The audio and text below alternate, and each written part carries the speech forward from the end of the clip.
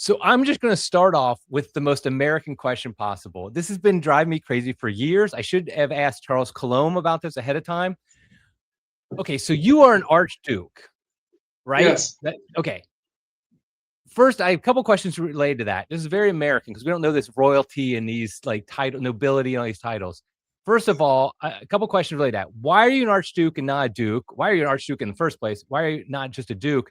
And what do people? What is like the formal way people should address you? I know you're very don't care about that stuff really, but like, is it Your Excellency, Your Highness, Your Majesty? Is there any official title for that? So lay it out for us Americans about this. So I'm an Archduke, and all of my Habsburg cousins are Archdukes, and all my female Habsburg cousins are Archduchesses, because that's a title that only exists in our family.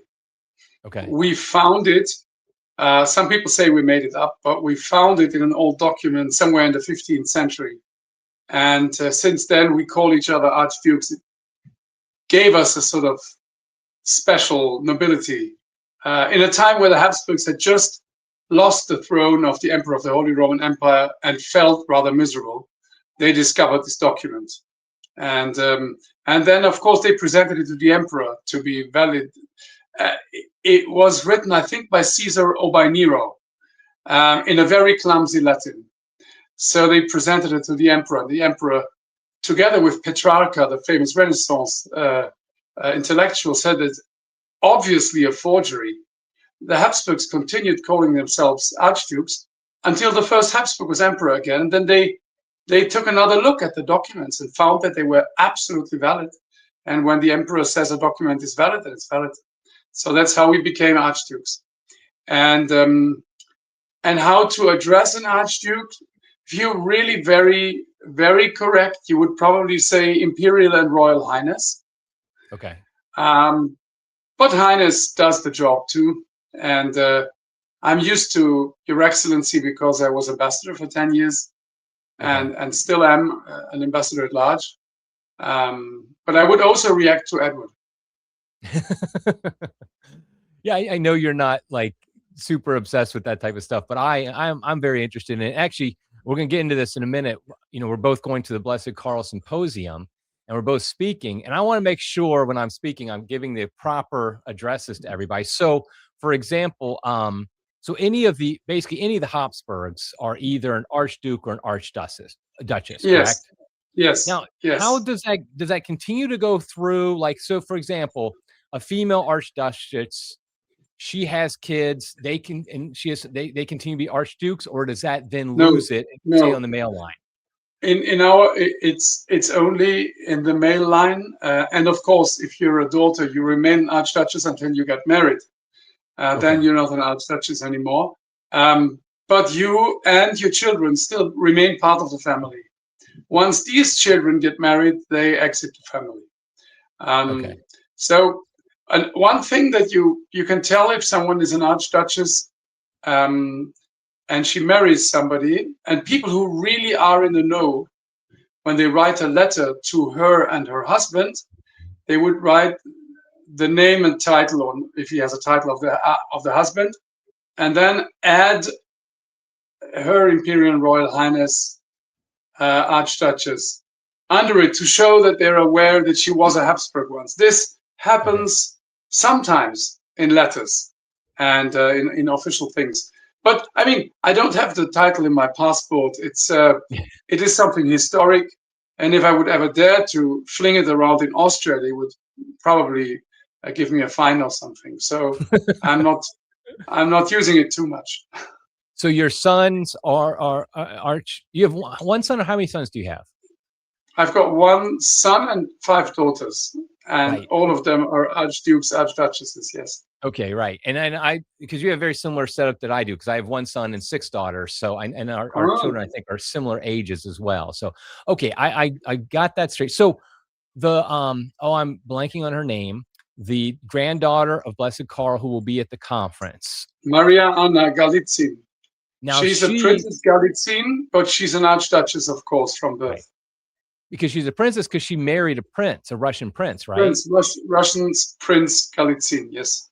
Okay. My So wife is yeah. going with me to the conference, and she's really hoping her husband comes because she studied Russian. She was a Russian studies major. She loves Russia and Wow. history and everything. So she would love to meet him, but we'll see. So okay, so I got that straight. I feel like I'm going in now to the conference, and I won't make a complete fool of myself. So Imperial and Royal is Imperial and Royal Highness. Did you say is the Yes. official title? Okay, okay, or just Yes. Highness, or in your case, just Edward, or whatever Yes. you might want to be. Okay. Okay, so the next thing before we really get into what we want to talk about today is, so I a couple months ago got off X, and so I have not really been there and seen anything going on. Every once in a while, I'll post links to things, but you're still on, I know. So you got to tell me what's going on at X in your world, because I know I loved your account. It's one of the things I actually missed about X. In fact, before I did this, I went on X yesterday just to look at your feed because I always loved it. So what's the latest on X from your world? I have 118,000 followers. I still manage to cultivate a very wholesome little bubble within X. I think that's very possible. I think anybody can do it. And by interacting in a wholesome way and gathering and collecting a group of wholesome followers that will interact in that way, you create little biotopes where people are nice to each other. I'm very that's for me one of the greatest discoveries on X. The two greatest discoveries are that you can be as civil on X and be treated as civilly on X as you are in real life, and B, that X is a great possibility to get to know people who are, so to speak, in the other camp politically or in church vision than you are, and really get to know them by seeing how they interact, how they react, and and then find that they are far more human than you think, even if they have very other positions than you have. I really believe that if you are on X and if you interact, if you not just post one link per day, but really interact, that I will have your number at least after 2 weeks. I will know what kind of person you are. You cannot put on a mask on X. If you interact, you will show your colors. And I've discovered people who are in a very different frame of mind and worldview than I am, who are considered enemies by some of my friends to be really good people. And I've found a few people who are considered part of our worldview to be not very nice people, just by the way you see them interacting on X. So Right. that's why I like X. I actually like it, and my experience is a very positive one. That's great. Now, what do you do? Because I know you have it as well. When you have people respond like trolls or attack you or something, insult, whatever, do you ignore? Do you block? Do you try to interact? How do you handle that? Well, I am in the lucky situation that I can still answer. I could still answer to most people who reach out to me. I can answer to almost all direct messages I get. Um, because as I said, I have 118,000 followers. Once I have a million, it won't be easy anymore. And so sometimes I see insults. Sometimes it's very obvious because most Americans, when they Google the word Habsburg, the first thing that comes to mind is the Habsburg jaw. Right. Because there is a whole subset of people who just cannot amuse themselves enough about the fact that for about 150 years, a certain group of Habsburgs from the Spanish branch of the family had this very forward-jutting lower mandible. And there are a few paintings of the Spanish Habsburgs that will regularly be tweeted at me on X with very spicy and humorous comments, thinking that, nah, I've owned a Habsburg now. And it's like, guys, I'm on this thing since 12, 13 years. I've seen every version of an anti-Habsburg slur that you can imagine. They're very often not as funny as you think. There are funny ones. There are very funny ones. And I usually try to take all of this lighthearted. I think X is not that serious. We should Right. always take it in an attitude of fun, and that's how I do it. Sometimes I answer back in a fun way. Sometimes people are astonished that I Habsburg answer to them. and sometimes they will engage in nice conversation, and sometimes they won't. So that's the way humans are. But I enjoy that. That's a part of X I enjoy very much. And of course, I try to take the opportunity to teach people some history and faith lessons, because once you've got their attention, you can speak about things. And I always try to do it in a humorous and cheeky way, because that's the tone. I there's the one, you know, like I said, I've been off X for a while, but I really did enjoy your account. And it, because I saw sometimes where people would just, you know, they say something stupid about the Habsburg jaw or something like that. They think they're like, oh, they want, and you would just have a hilarious response where it was like, you weren't, it was clear you weren't taking it too seriously. You were just like, you know, I've heard it all. This isn't new to me or anything like that. And I thought that was a great way to disarm them, because I think a lot of them, they then responded differently. Like I found that when I'll get emails sometimes from people who will be very belligerent in something we published or something I wrote, or whatever the case may be.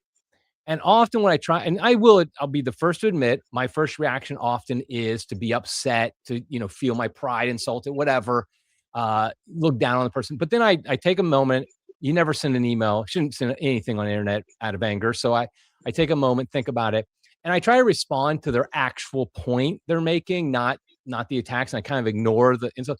And I tell you, 9 times out of 10, they get back to me and they will say thank you. And often they will even apologize for their tone. And they'll just say, I Yes. appreciate you responding to me. And so you can disarm people with charity, with just some basic politeness, if nothing else. But I'm not saying it's easy, because I haven't always done that. I have responded inappropriately at times, you know, in anger and things like that. So, but I do find that it really is disarming, and you do it great. Now, of course, you're a professional ambassador, a professional diplomat, so you have it in your genes, I guess, right? I think that it's also a character type. You know, my wife tends to get more irritated about things. I am always trying to see the peaceful view on things. It's in my character. I'm built like that. Another thing that I would like to add on what among my strongest, I actually love the internet, and I love social media, and I love X, because it is a place where you can speak about your faith. Not just speak about your faith, give testimony of the Catholic faith in a way that I've never done it all my life. And it has to do with the fact that you're a Habsburg. When you're a Habsburg, people look in a special way to you. They will notice you, and they will notice what you do and how you behave. Far more than if my name was Miller, probably not. But if your name is Habsburg, people will notice what you do. That means you, all your life already, you tried not to leash out. You try not to overreact, because people will remember if a Habsburg did that. Right. But about faith is, people know Habsburgs are Catholic. So it's easier for me online to just give testimony of my faith. And if you knew the amount of faith conversations that began on direct message on X, people who wrote to me and say, I have this terrible problem, please pray for me, because they know I'm a Catholic person and I will pray for them. I always try to pray immediately for them. And with some of them, it became a conversation that went over months and years. And some of those became friendships in faith and other friendships. So it's really incredible what X has done and what the internet has done. The other thing is, if you want to speak to 1 million people or two, you either must be lucky. And when I was young, 30 years ago, you had to be lucky and get into a TV interview, or you had to get past the gatekeepers at a newspaper and write an article. And now I can just sit in front of a camera, and if I'm lucky, a million of people will watch it. And my Twitter account, many of the things I write are seen by millions of people. That is a great thing, because I remember just before I went to Rome, I once sat and I thought, have I ever given testimony of my faith? Have I ever tried to bring people to the faith by speaking up about my faith? And you realize in everyday life, at least in my everyday life, there were not that many opportunities. You have this tendency to blend in. You try not to, you know, when do you begin to, you don't stand at the street corner with a Bible, but X allows you to stand at the street corner with a Bible in a nice way. Today, for instance, no, not today, yesterday evening, I made a tweet about 1 week until Ash Wednesday and Lent beginning. Have you already thought about what you want to do? And I gave 1, 2 suggestions how to do that. People loved that. There was immediately more than 10,000 views in very short time and reactions, lots of interactions. So X is really a place where you can give testimony of your Christian faith.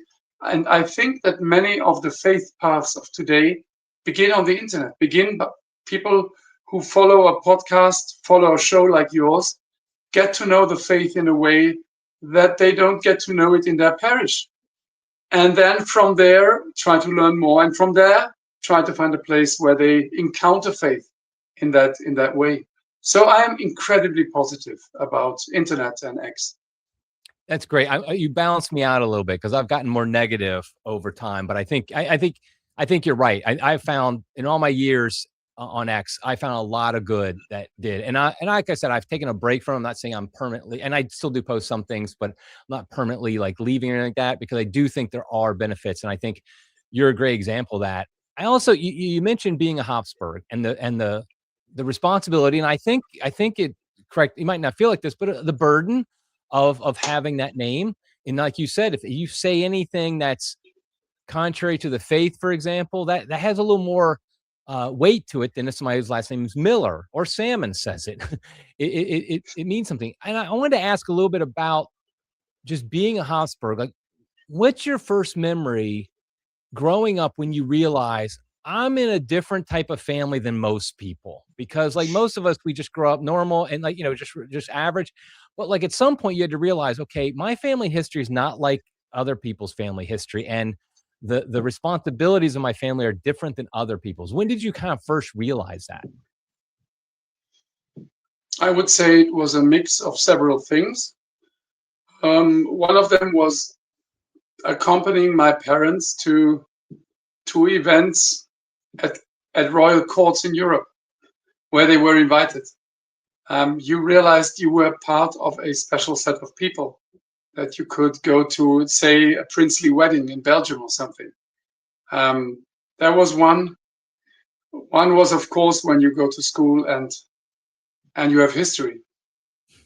And as the Habsburgs touched most of European history between 1273 and 1918, to say the least, you would regularly have the teacher saying, and that was, of course, an emperor of the Habsburg family. But I'm sure Mr. Habsburg can tell us more about it. And you're sitting somewhere in the last row and you're panicking because you don't know more, of course, because you haven't studied the Habsburg history. Because as I always like to say, I'm a science fiction fan and I read Dune. We don't have other memories. We cannot converse directly with our ancestors that we carry inside ourselves. So we also have to learn about our family. And I think one of the earliest two remembrances in my childhood where I knew this is really special is when I met Empress Zita, the widow of Blessed Emperor Karl, as a young boy. And she told me about the coronation in Budapest. A few things she remembered that are not in the history books. Goodness, that was special. And then, one of the experiences when you go to an event and you stand there like 8 years old and you stand in your nice tie and your dark suit and your coat in somewhere on a snowy late afternoon, and they are opening some memorial or a statue, and you have a music band and you have people in traditional uniforms and you have people crying and you have people who want to talk to you because you're a Habsburg. And you've just come from school where you are one of many other pupils that live in a normal world and are terrified of not doing their homework right. And then suddenly you put on this stuff and you're part of a very different world of people who look at you like some sort of hope, something that is still right in this crazy world. And And all of these things come together, and you try to figure out what am I? So when you're a young Habsburg, I always like to say, you have a prefabricated identity that is offered to you. You can put on the mantle of being a member of the Habsburg family. I mean, of course, living in the world and having a normal job, but on top of that, always being a Habsburg, and which means a certain set of responsibilities, a certain set of expectations, some duties, of course, advantages. But as we said a few times already, you cannot just behave like you want to. You have to stand for certain values. You have to be Catholic. You have to have an international set of mindset. You have to understand both sides in a conflict. That's a very Habsburg thing. So yeah, and I tried to put all of this in my first book, The Habsburg Way. I tried to explain which are the core values for which we stand and why they still count in today's world. So Yeah, it's a that's great book. becoming a Habsburg. Yeah. And Yeah, and also, I'll put a, I want to add, also impressive were the family meetings. We had family meetings with several hundred Habsburgs from all over the world, where you meet the old uncles who still can tell you stories about the First World War from their parents and back to Emperor Franz Joseph. My grandfather met Emperor Franz Joseph when he was a boy. All of wow. that feeds into it. Do you still have these family meetings periodically? Yes. We had the last family meeting was in 2022. That was the centenary of Blessed Carol's death in Madeira. In 2016, we had one in Rome where we met Pope Francis, and so on. It's happening. It's continuing. Now, okay, so if you remember the Habsburg family, do you feel more inclined or less inclined to get involved in politics? Because I could see it going either way. And does it really matter on the person, or is there some of a kind of don't get too involved in politics is the idea, or is it the other way around?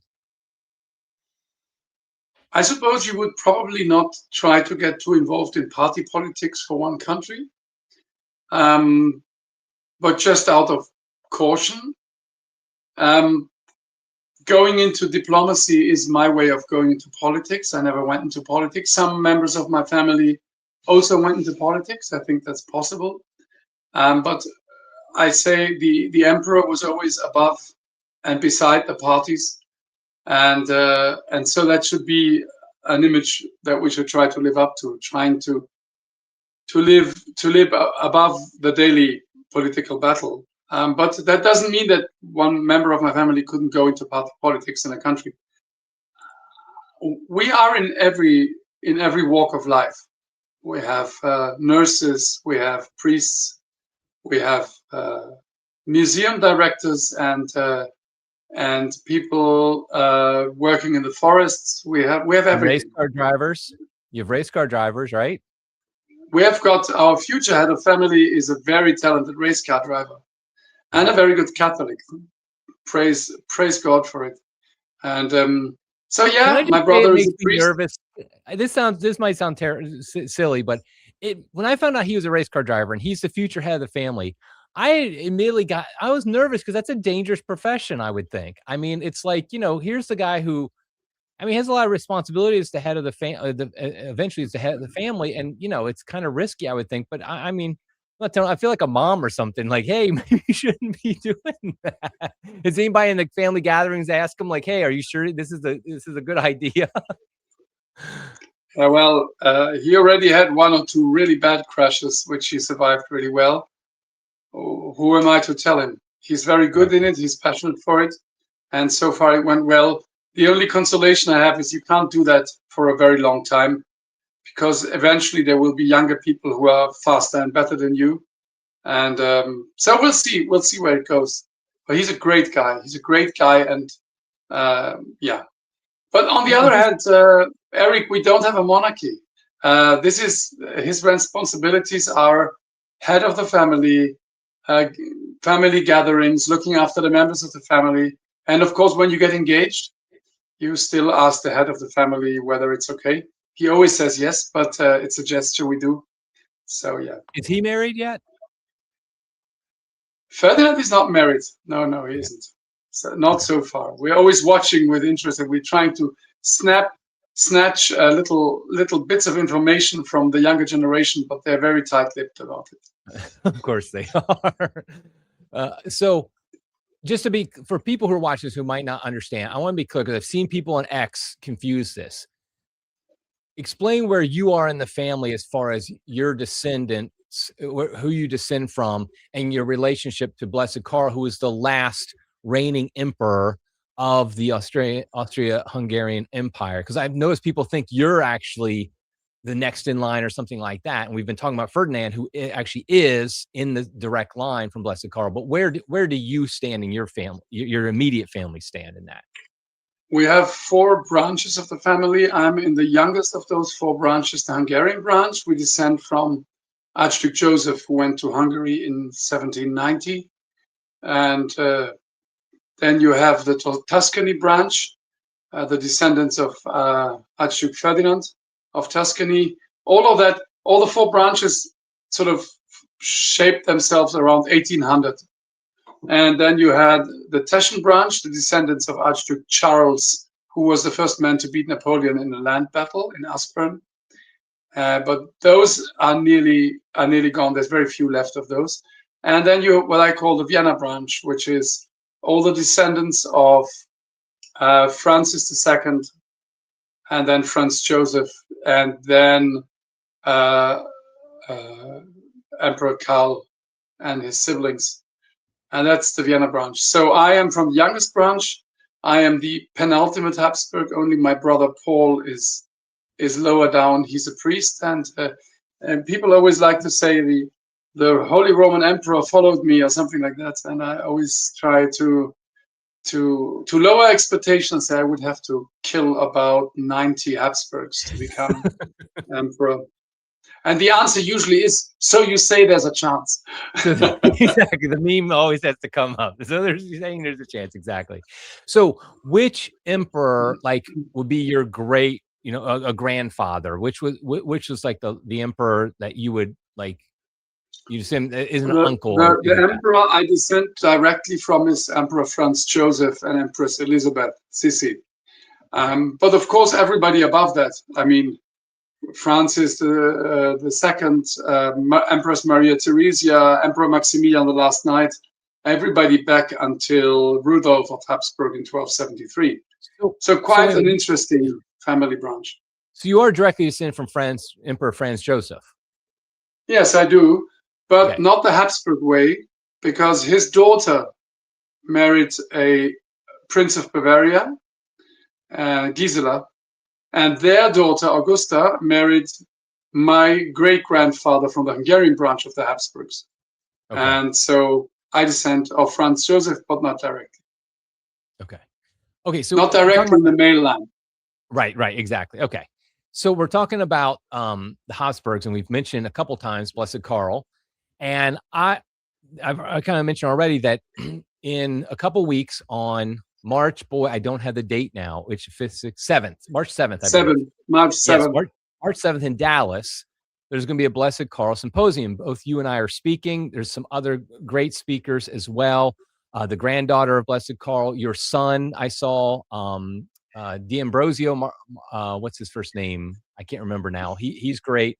And of course, it's all organized by David Ross, he's funny. David Ross, the guy who organizes it, because he's a great speaker.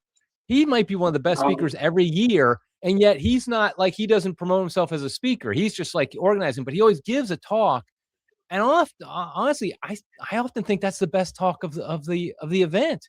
He's just so inspiring. Yes. I think he could be a Baptist preacher, honestly. Absolutely. I see him standing in front of a huge audience in a church, and he would get them all of them. Yeah. David Ross is absolutely fantastic. The great thing about the Blessed Karl Conference in Dallas is, of course, the talks, yes, but the atmosphere in the hall, the people you meet, the exchange, and being surrounded by dozens and dozens and dozens and dozens of families with 7, 8, 9 children who have a deep devotion to Blessed Emperor Karl. It's such a great event. It's such a great event. I'm looking forward every time I'm going there, and I would really heartily encourage anybody who can afford to go there to go there. I remember when I spoke there, there was a family queuing up to say hello after my talk, and they had like 7 children. And I told them, where do you come from? And they told me a town on the East Coast. And I said, so how did you get here? They said, we drove yesterday. And tomorrow morning we're leaving and we drive again the entire day to get home. They left Friday very early in the morning to be in Dallas Friday very late in the night. And they left the next morning to be back home very late at night. It's really worthwhile. It's quite an event. I mean, you find a few funny people there. There are some people who are just, monarchists. Some of them have very, very special ways of expressing their joy about the Habsburgs. But it's really a place where, because why do we do these conferences? Why does the Ross family do these conferences? Because they believe that Blessed Karl stands for values that are important for our times, for the United States. Even the United States, who are a continent that never had a monarchy. In fact, a continent whose whole founding myth is built upon fighting monarchs, and they can profit from a strong dose of Habsburg values, and that's what you get there. Meeting with people who think like you, good talks, and great encounters. I have been to a lot of Catholic conferences and non-Catholic, political conferences and various things in my life. I've organized many of them myself. And there's nothing like this one. When I come home from these, I've been to 2 or 3 now. And I come home, and one thing I tell my wife is that exactly what you just said. The talks are great. And I don't want to diminish the talks at all, because they're always informative, great. But it really is, the value of the conference is just hanging out. And it's not like any other conference I've been to. As you said, some of the people are funny, and I love that. I love the funny people because, like, I just love people who are not like, okay, we have to be like every other American and act like everybody else and just be normal. We embrace our Catholic identity, and we love monarchy, and we love the Habsburgs, and so there's something about it that I think is you cannot. It's not replicated anywhere else. Some of the conferences are great, but it really is that when you're hanging out with people between talks and, talking to the other speakers, but talking to just people who show up, it really is great. And so, in fact, I'm excited because my wife is coming with me this year, which is the first time she's been to one of these. Our daughter lives in Dallas. And so this year she's like, okay, you're going to Dallas and you're seeing our oldest daughter, and I got to come with you one of these years. And so this year we're like, okay, well, you okay? The weird thing is, I do not know why, but flights between Cincinnati and Dallas are extremely expensive. And it's a weird thing because it shouldn't be like that. But anyway, we're like, this year, okay, we're doing it because I want her to come to the conference, see our daughter. We're coming a day early so we can hang out with my daughter, but be at the conference and experience it, because it really is, such an event. So I'm doing a sales pitch here, I admit, because people should sign up. I will put a link in the show notes. I think it's just Blessed Karl. Here, I think I have it here. I think it's just blessedkarl.org or something like that. Where is it? Yeah, just blessedkarl.org, Karl with a K, Blessed Karl. And I'll put a link in the show notes. But I really would encourage you, if you can find a way to get there. It's in Dallas, Texas, March 7th. It really is worth it to go. You can skip my talk if you want to, but other than that, it's going to be, it'll be a great conference. And so just on that topic as well, you kind of touch on it, but why do you think there's such an enthusiasm for Blessed Karl here in the United States? Because as you kind of hinted at, it's a weird thing. I mean, it's a monarch who was on the opposing side in the war, in World War I. And so everything about him kind of screams almost anti-American. Yet, from what I understand, America is one of the largest places of devotion to Blessed Karl in the world. I mean, our parish just added a Blessed Karl shrine just 2 years ago. We got a relic, we have a beautiful painting, we have a bust, and there's a little altar. And so like every time I go to church now, I take a little detour and I go where the shrine is and say a prayer to Blessed Carl. And I'm not the only one. I mean, so why do you think this is happening in America in particular? Well, Eric, afterwards, I want to have your opinion. I'm very curious because my theory is that Americans are straightforward people who want to trust the word of someone else. It's the frontier spirit. You want to be able to shake hands with your neighbors and trust them. And I think Americans want to trust their political leaders. Now, the last years or decades have been rough, and many Americans don't seem to find their trust in their political leaders anymore. And the Habsburgs are, not all of them were perfect. Some of them had faults. Some of them all of them were sinners.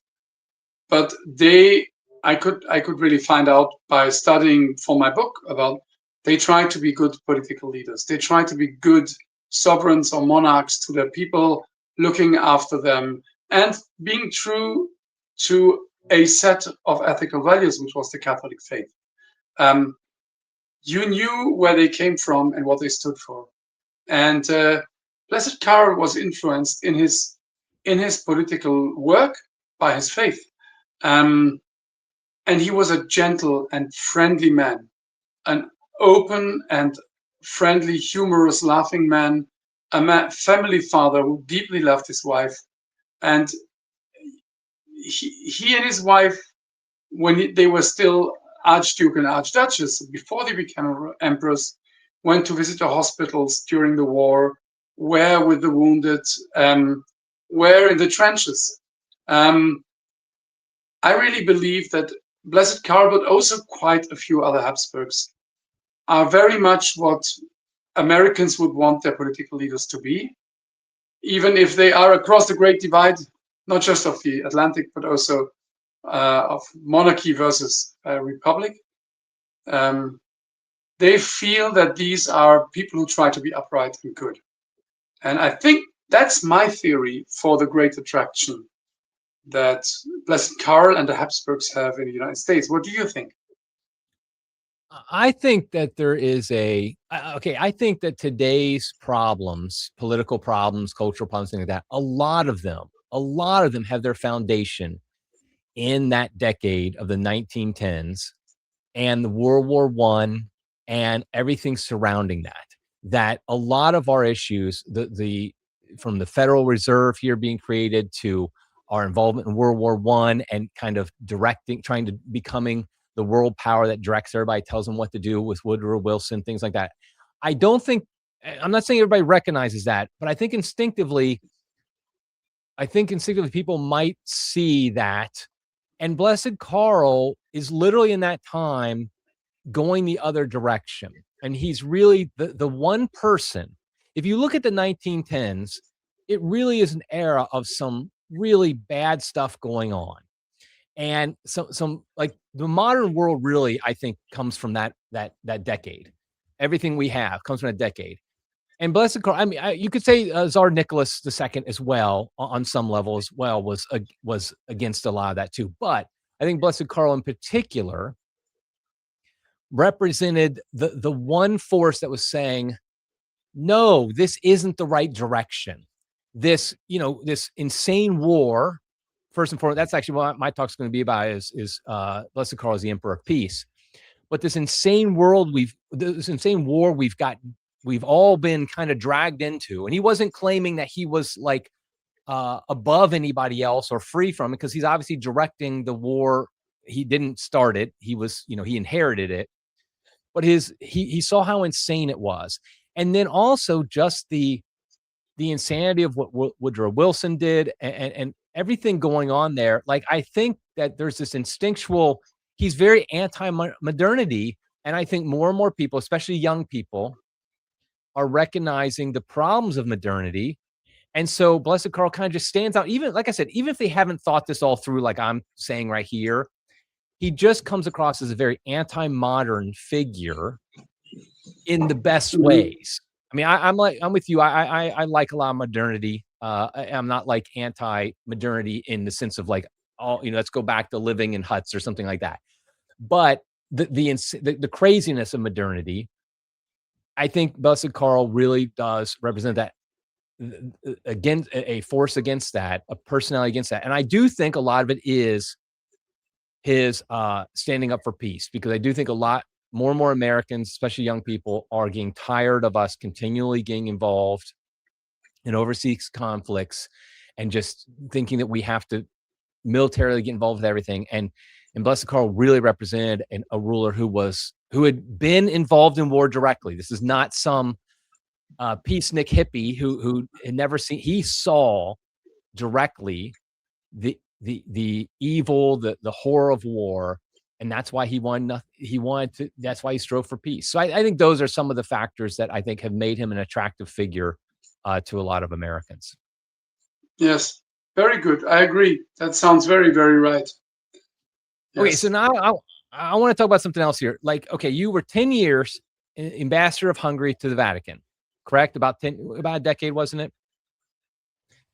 So now I know when you were the ambassador, you had to be diplomatic all the time, but can you tell us a little bit what that was like, including some the best parts of it, but also the worst parts? I'm not telling you to dish about people or anything like that, but just like, what did you like about it the most, and what did you not like about being ambassador to the Vatican?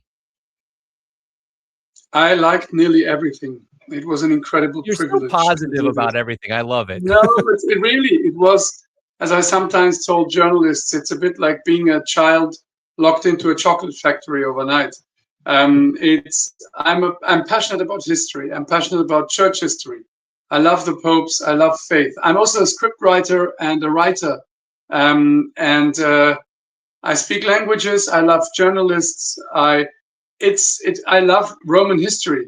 I absolute passionate about Roman history. I've been studying Roman history as part of my studies. All of that made this a very, very special task and job. And at the beginning of our talk, I told you about this atmosphere of courtesy and wholesomeness that I try to spread on X. This is the atmosphere that you meet when you meet with representatives of the Holy See. You have a state that is not being ruled by, but at least run on a very traditional protocol. And you are being really treated well there. And on the other hand, it's really a fascinating job, because from a political point of view, when you're the ambassador of Hungary to the Holy See, say you're the ambassador of Hungary to the United States, and the United States, they have a meeting with some president from another country. There will be a press kit, there will be a press conference, they will write about what they did, all the details. The Vatican, they don't say anything. The Pope meets someone and you'll get 2 lines in the Bollettino online, and that's it, because they have no interest to talk about what they're doing. So that makes this a very interesting job, because you have to try to see behind the scenes, try to understand, try to get people to trust you, to tell you what's really going on, because you don't follow the narrative propaganda statements that come from the Sala Stampa, because that is narrative. You have to find out what's really going on. And it's really fascinating. Then the other fascinating thing is, I like to say, you get paid to go to Mass.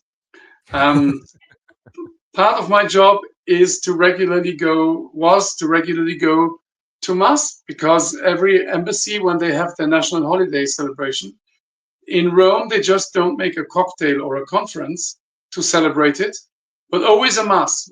So you regularly go to the Slovak ambassador's Mass in that and that church, and a few days later to the Argentinian ambassador's Mass in that and that church. And you go to Mass a lot. I always say you don't have to be Catholic to work here, but I don't know how an atheist or an agnostic does it, because I'm very reminded of a wonderful quote in my second Habsburg book, I think, in my second book on the wholesome family. Oh, it wasn't the first.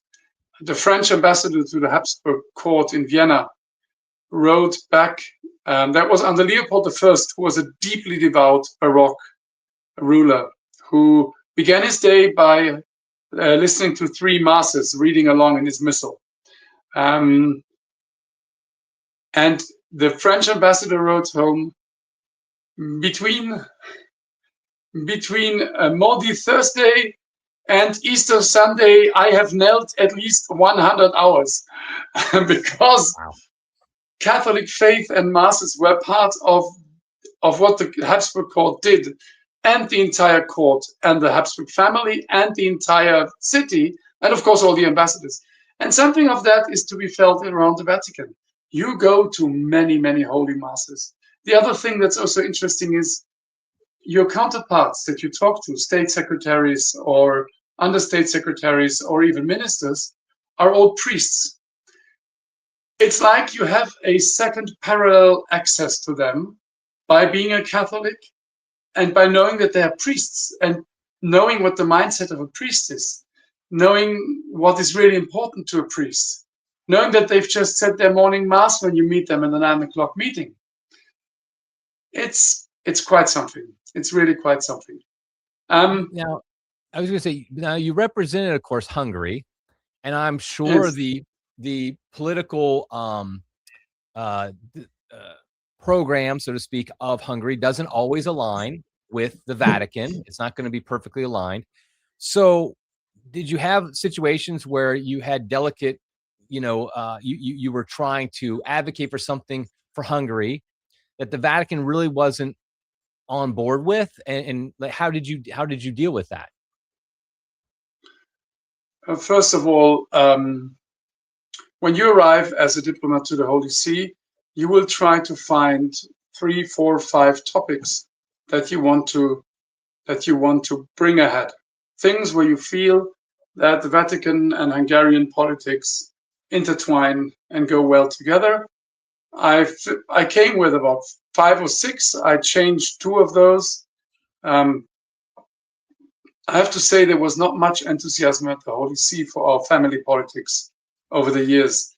Friendly interest by the Pope, but I basically expected the red carpet to be rolled out for a country that tries to encourage families to have more children, that protects the family, that helps them financially, that all of it.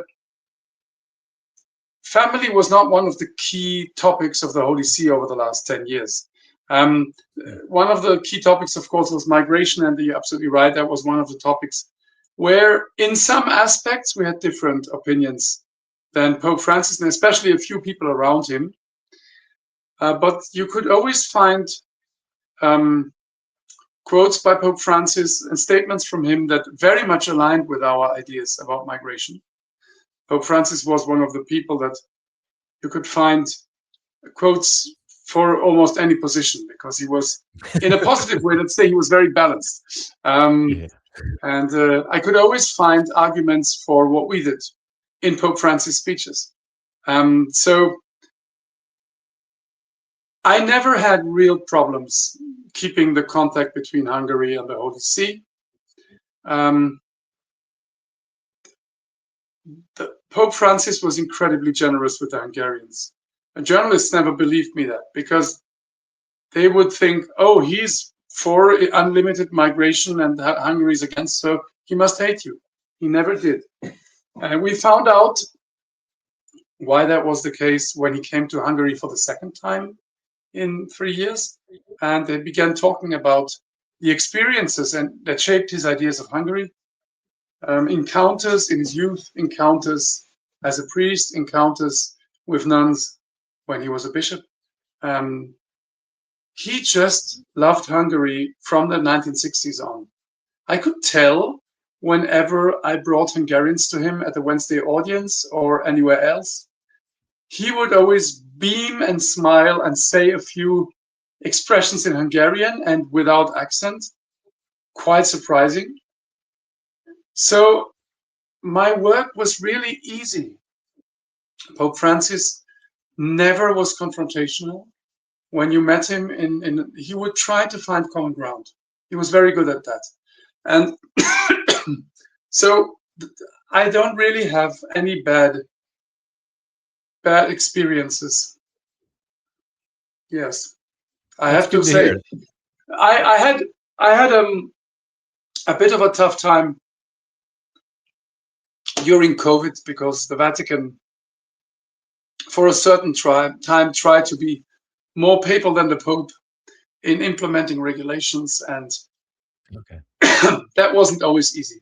But apart from that, it was a glorious, enriching, wonderful time, and I hope I did my country a service. I always took it as my duty to not only let the Vatican know what Hungary thinks, but always also trying to make Hungary understand what the Holy See does and why the Holy See does it.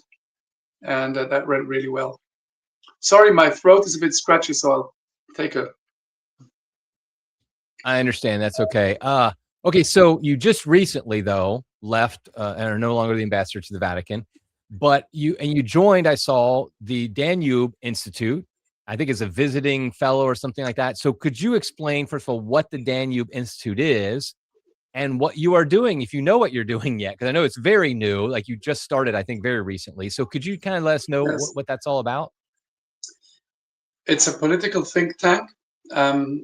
They produce geopolitical analysis and papers, about 50 per year. They do conferences. They do mostly transatlantic relations into the English-speaking world. And as far as I understand, my job is going to be to be Mr. Family at Danube Institute. Anything about family politics, faith, history, tradition, but also I'm going to be one of the people reaching out to the United States and to circles of Catholics that are friendly to Hungary. There are a lot, a lot of Catholics that like Hungary, also in DC, and that's what I've already been doing cautiously over the last weeks. But I'm just getting into it.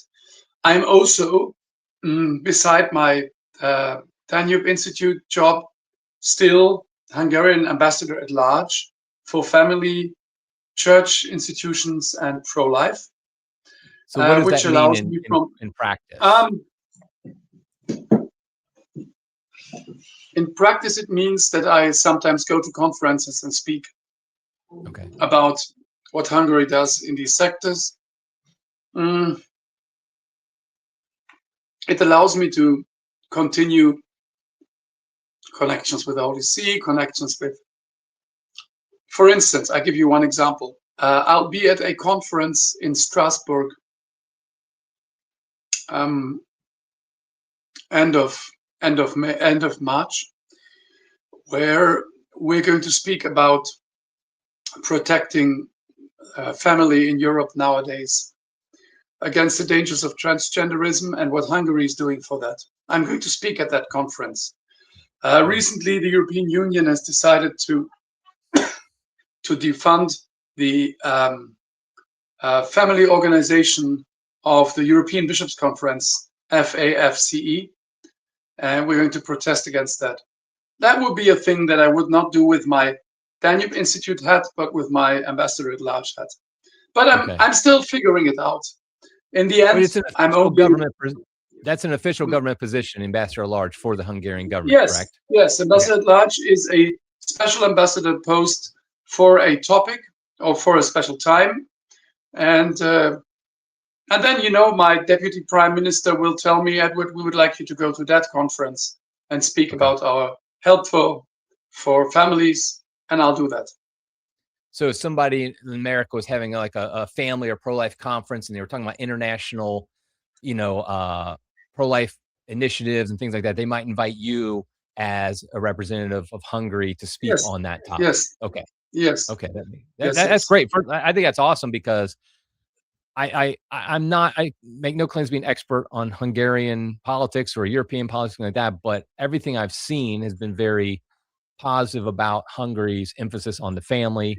And I think that's great. And they really have gone a different direction than a lot of Western Europe has. And so I think having somebody like you to represent that is great. And so, and the Danube Institute, though, that's just a private Hungarian based, but it's just a private institute, correct? Think tank, correct? It's a Hungarian institute that is situated in Budapest, and and it's. But as I say, it's mostly reaching out of Hungary. We're doing international stuff and in English mostly, because Hungary is a small country. We have less than 10 million inhabitants, but Hungary is a symbol very strongly outside of its borders for many people out there. So we're trying to work in that direction. So mostly the writing and speaking is going to be your main. Yes, writing, speaking, conferences, talks, encounters. Yes, mostly that. I'm also we're organizing a family conference in March. We're going to try to invite a few people from the United States. And yes, so very similar in a way to what I've been doing around the Holy See, and but again, I'm still figuring it out. Yeah. Well, as the editor of an online Catholic magazine, I have to say this, which is you're always invited to write for us. We love to have, if you have something you want to write about what Hungary's doing or about just the family, pro-life in general, we'll always be open to that. So I had to put that plug in there. So we'd love to have you. Thank you very much. I have heard you. Good.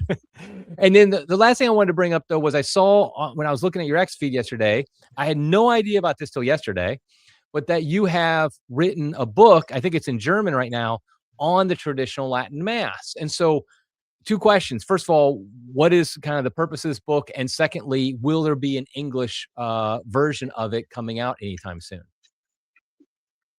So, yes, the book is on the traditional Latin Mass. There's going to be an English version. It's going to come out soon. Sophia Press is on the job. And it's a little brochure. It's something you can put into the back pocket of your jeans. And my idea was, when I stumbled into my first 2 traditional Latin masses somewhere 10 years ago or 15 years ago, I was brought there by well-meaning people who wanted me to get to know this liturgy. I came out with the firm decision never, ever, ever to do that again. What a weird bunch of people. What a weird way of liturgy. What a strange and alien landscape this Mass was. Never again. Had someone given me a little brochure like the one that I've written, it would have softened the blow. I would have known what I was getting into. But these people who brought me there were naive enough not to give me any explanation before, because many traditional Catholics believe that just the experience of the traditional Latin Mass is enough to blow you away and to immediately understand what this is about. And that's not the case. For me, it was very much not the case.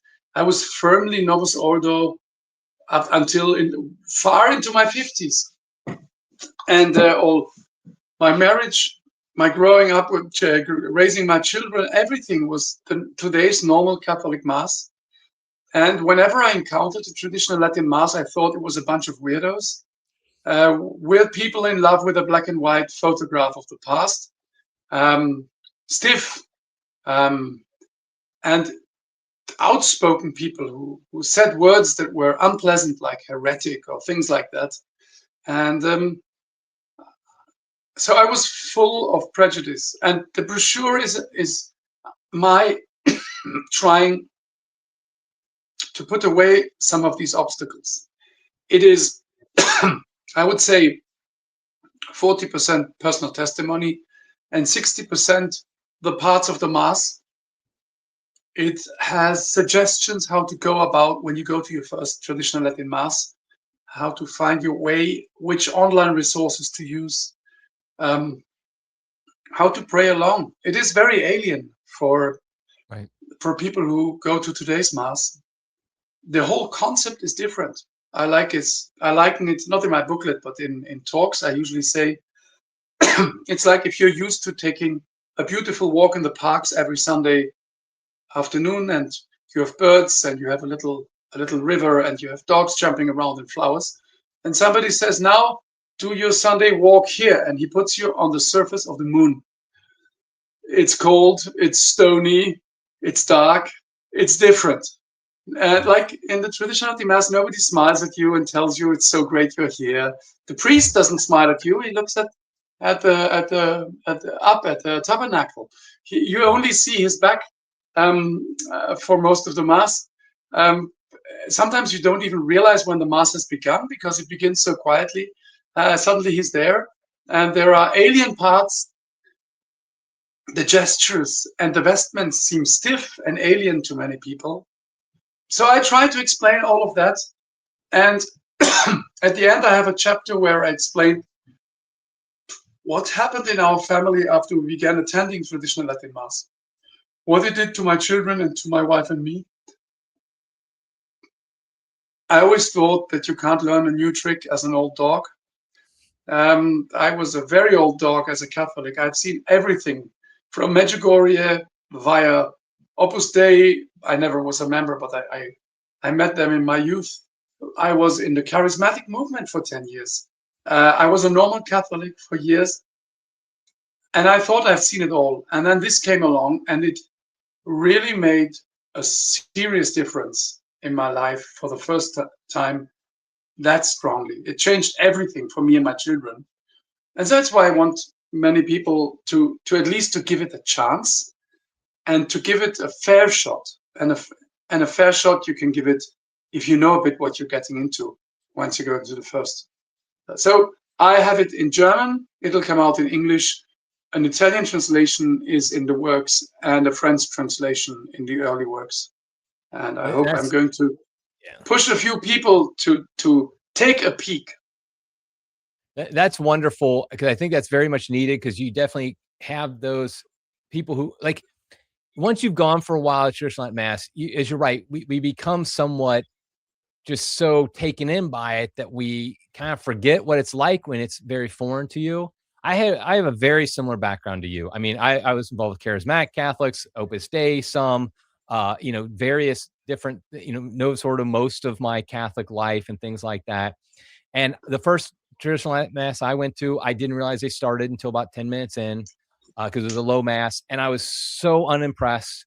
I was like, why do people talk about this? Like, this is the greatest thing in the world. Now I'm doing it. But like at the time, I was just like, and like you, I thought a bunch of weirdos a lot of times. And the funny thing is, now I still think it's a bunch of weirdos, but now I think that's a good thing because I'm one of them. So it's okay, but really it's like, you realize being weird in today's culture isn't actually a bad thing anymore, that as you might have thought when you're youth. So, so, yeah, I had very similar, and this is great because I know there's times where somebody will go.